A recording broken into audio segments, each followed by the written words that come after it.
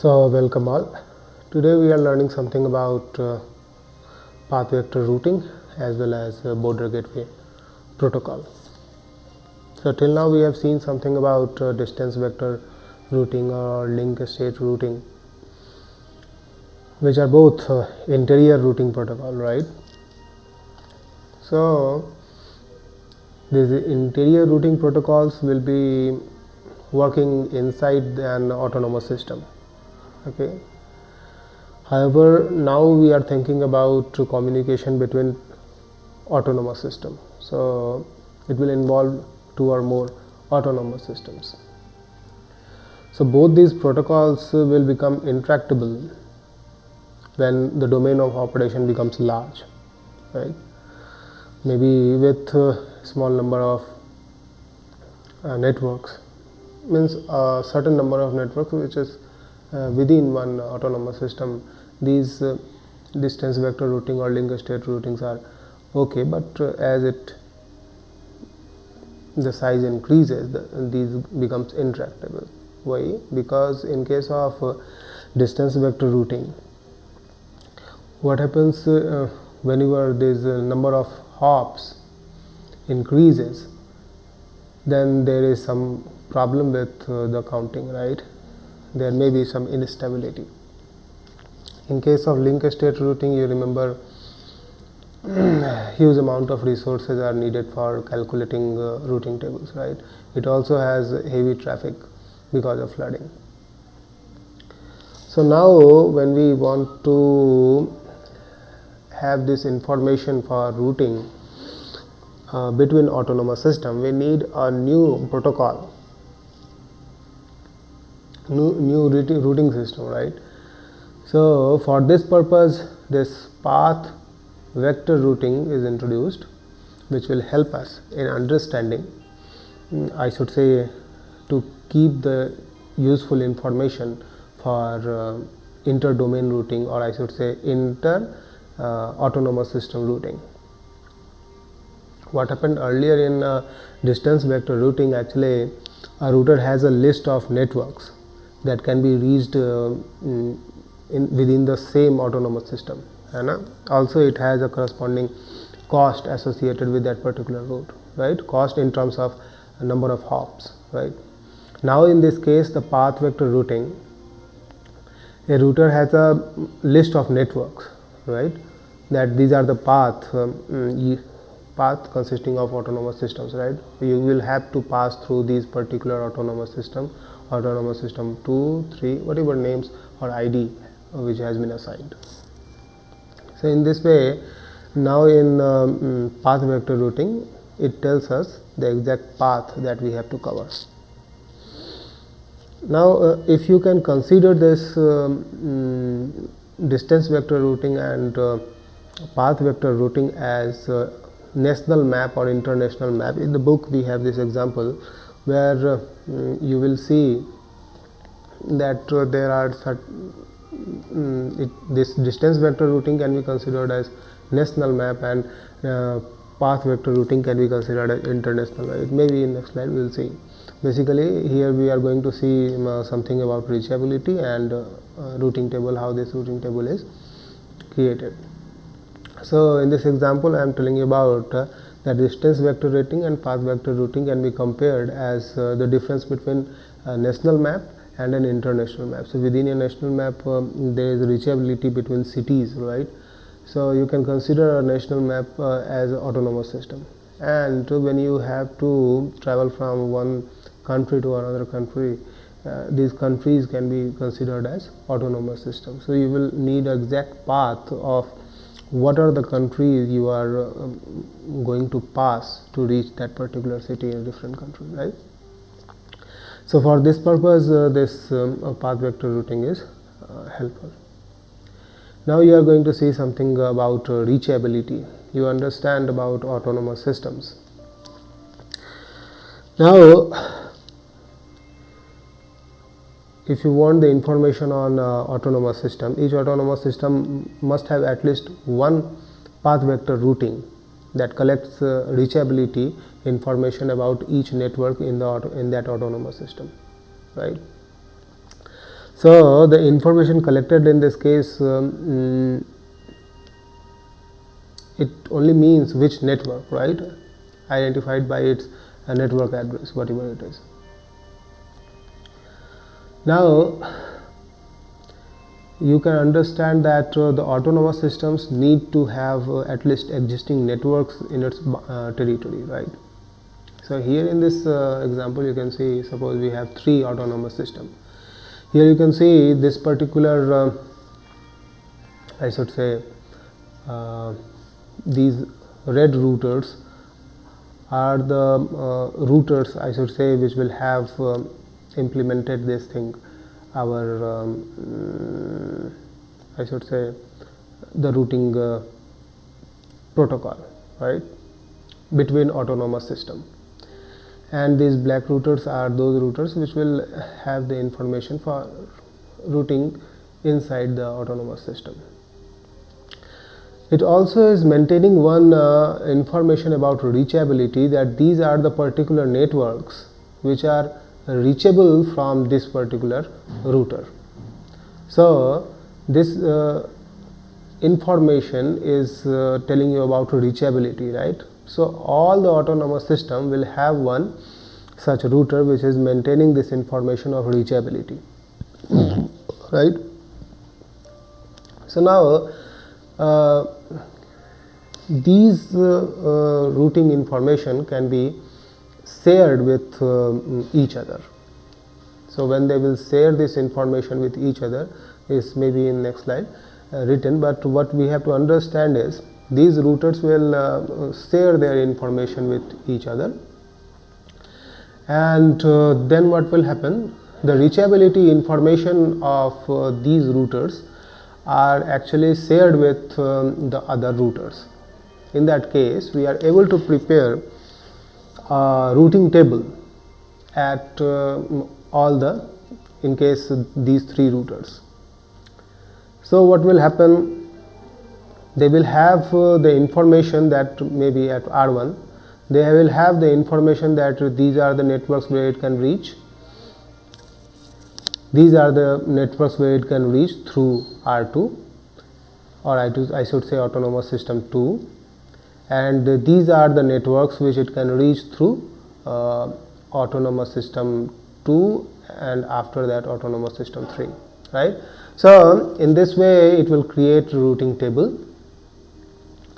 For R1 you have a routing table where these are the autonomous, I should say these are the networks within the autonomous system 1, so they can directly reach there.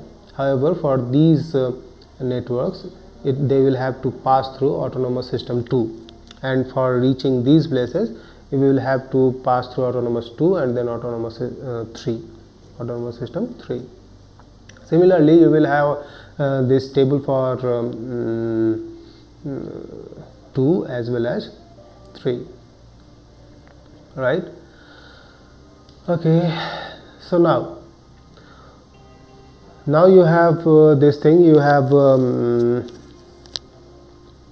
routing tables, but you can say that these, suppose 3 paths, right, to all these 3 networks, this is the path, same path, right? So is it possible to aggregate these things and keeping one entry in this particular router? Similarly for these and for these, is it possible to keep one entry because of this path, you know, all of them are setting same path, so is it possible to have same entry, right? If at all it is possible, we will try to do it. Suppose in this case it is 201.2.0.1.2, right? So here you can see it is 24. So in this case if we reduce how many bits, 0, 1, 2, okay, it is 3, after 2 it is 4, right? So for representing 4, 2 bits are enough, right? So let me reduce 2 bits from here, so it is 22 bits, and then we can keep just dot 0 dot 0 with 22 bits, right? Similarly, in this case it is 12, 13, 14, 15, all zeros. Okay, so in this case 130 dot something, it was 16. 4 networks are here. I think 2 bits can be increased here, right? So in this case let us see the final output here. Sorry. So 202.0, right, with 22, with 18 and with 6. It was earlier it was 8, you see. So 16, 17, 18 with 8, 2 bits are reduced. So after 16 it can be 17, 18 and 19. So this is something for R1, for R2 as well as for R3. Okay. So now we don't have repeated information. This is called aggregation in this case. Okay. So this is our final table. One thing, it may be in next slide, that the policy routing is something, right, which means corresponding to these paths you can also have certain rules or protocol, whatever you say, a policy we can say, that a path which is satisfying that particular policy, it is acceptable if some of the paths, some of the listed path, or maybe some of the autonomous system which are listed in a path, if they are not satisfying our policy, they are against our policy, then it can be ignored, or that path, that particular path can be ignored. Maybe certain destinations can also be ignored.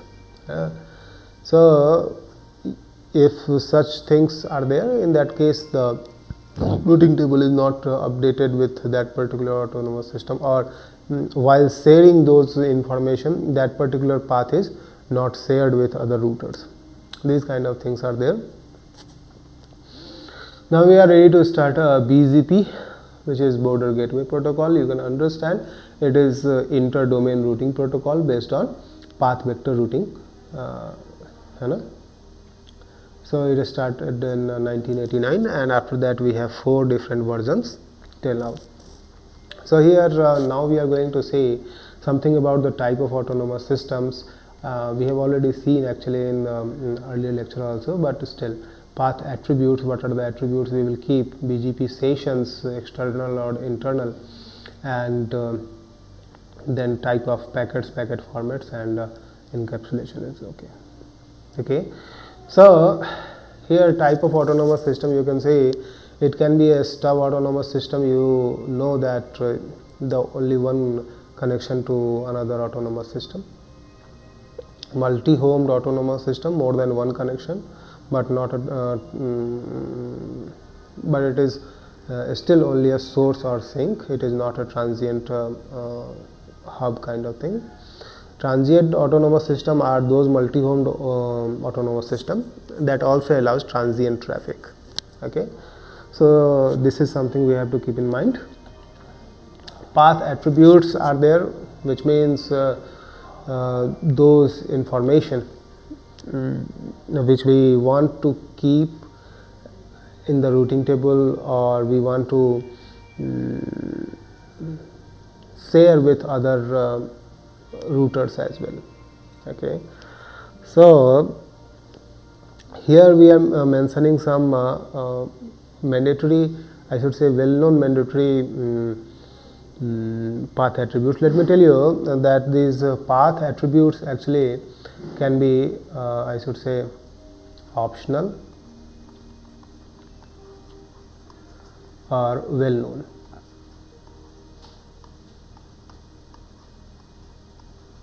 So these well-known attributes can be further divided as mandatory or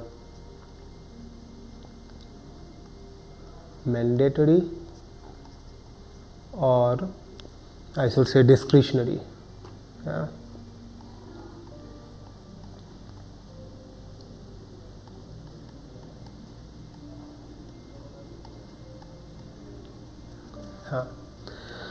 So now you can understand these well-known attributes are those that every BGP router must recognize, and optional is optional, which may be recognized or may not be recognized by every router. These are mandatory. Mandatory well-known means it must appear in the description of a route. However, discretionary is although it is recognized by all the routers, but maybe it is given with the route or may not be given with the route. But mandatory are those which are important, which has to be given, right? So these are some mandatory well-known attributes like origin. It has to be given that the source of the routing information is RIP, OSPF or something. Autonomous path, autonomous system path, you will have to mention that this is a list of autonomous systems through which the destination can be reached, right? Next hop is another information which is mandatory. You will have to show that these are the which is the next router to which the data packets will be sent. Okay. So these are something some information on path attribute. It is not that well-known attributes are only mandatory or discretionary. Some optional attributes also can be categorized as transitive or non-transitive. Okay. So in optional transitive attribute, actually what will happen? These are those attributes which must be passed to the next router. Okay, while sending the information, right? And an optional non-transitive will be which may not be sent. Means if the receiving router has not implemented, then in that case this can be discarded. I should say must be discarded. Let it be. Now we will talk something about BGP sessions. Okay. Now you have to exchange the information between these BGP routers, right? So this BGP information can be shared between within an autonomous system and between autonomous systems, right? So you will have to establish a TCP session. Okay. So in BGP actually we have to establish a connection at the TCP level. So it is actually different from other TCP connections that we have for other application programs. Why? Because in this case of BGP, this session is for a longer time. So means it remains established until something unusual happens, right? So for this reason, these BGP sessions are also called, I should say, semi-permanent connections. I can write it as semi-permanent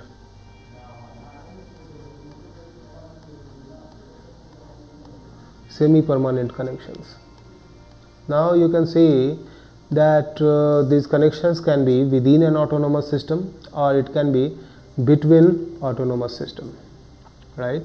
So when it is within an autonomous system, you can call it as internal BGP session, and when it is between autonomous system routers, BGP routers, in that case it will be called as external BGP session.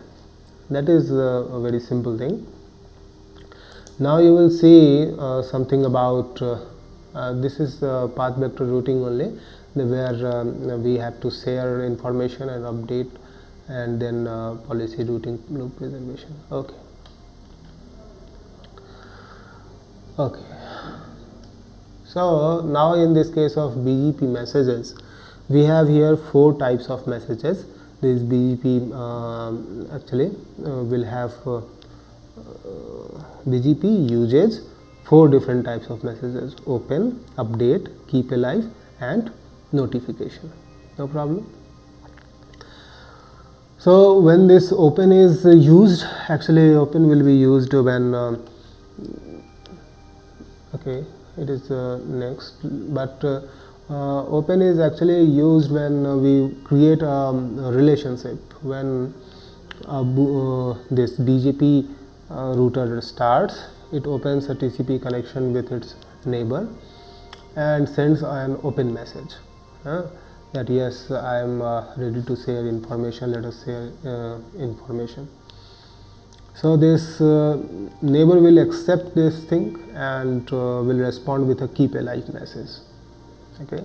Later on, as required, they will keep on update message to withdraw some of the given paths and add new paths, and notification will be used for error messages. Okay. So now we will see some of the packet formats, right? So this is a BGP packet format. It is actually the common header format. So what happens here, you have these three fields. Marker 32 bit means 4 byte, 4 into 4, it is, I should say, 16 bytes, right? So it is 16 bytes. It is reserved for authentication purpose, right? Length is another 16 bit, means 2 byte. Sorry,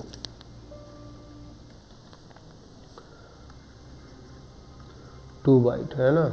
So this will actually tell you about the length of total message, including the header. Length of total message.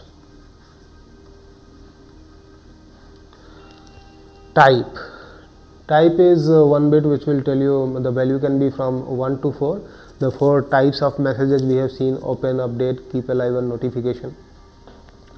So that particular thing here you will have, right? Now we are ready to see open message. We will see all the 4 types of messages and then we will stop. So for now it is open message, where this is common header, as we have seen. It is version. Version is just 1 byte field which will define the version of BGP, right? The current version is 4, right? My autonomous system is 2 byte field defines the autonomous system number, right? I should say AS number. Hold time. Now as I said that there is open message which is sent, and then some time passes, and in between the neighbor will send you keep alive message, and later when we will see that it keeps on sending keep alive message. So this whole time actually tells us the time for which this keep alive message can be sent, and after that this keep alive message will not be sent. Session will stop actually. So this is a BGP identifier, 4 byte field, which will which will tell you about the IP address, the IP address of the center router, right? That's okay. Option length, it will tell you the length of the option, some optional values if you are sending. So it will tell you the length of this thing. If it is empty, in that case it will be 0, nothing else. So okay, now next thing is update message. So you can understand that always this thing, some information whatever we have with the router, it has to be updated. So this update message will be used by a router to withdraw some of the routes and maybe announce a new route. Okay, So one should also note here that this BGP update message can withdraw multiple, I should say many routes. However, in one BGP update message, only one new route can be advertised. So now after the common header, you will have unfeasible route length here. So this 2-byte field will define the length of this thing, withdrawn routes. What is the length of this field? Then you have withdrawn routes. It will have the list of all the routes that must be deleted from the previously advertised list, right? This is path attribute length.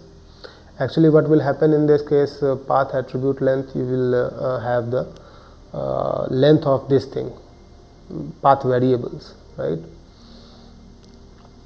And here in path attributes. In this path attribute, you will have other reachability information like AS path as well as whatever we have discussed earlier, right? Now this is network layer reachability information, right? So this field defines the network that is actually advertised by this message. Okay, let me show you here that it defines the network that is actually advertised by this message. It will have a length field and IP address prefix. Basically, for example, you can take it as, suppose you have 153 something dot something dot something dot 0, right? Now this is 24, 888, this is 24. So what it is saying, this is saying the length of prefix.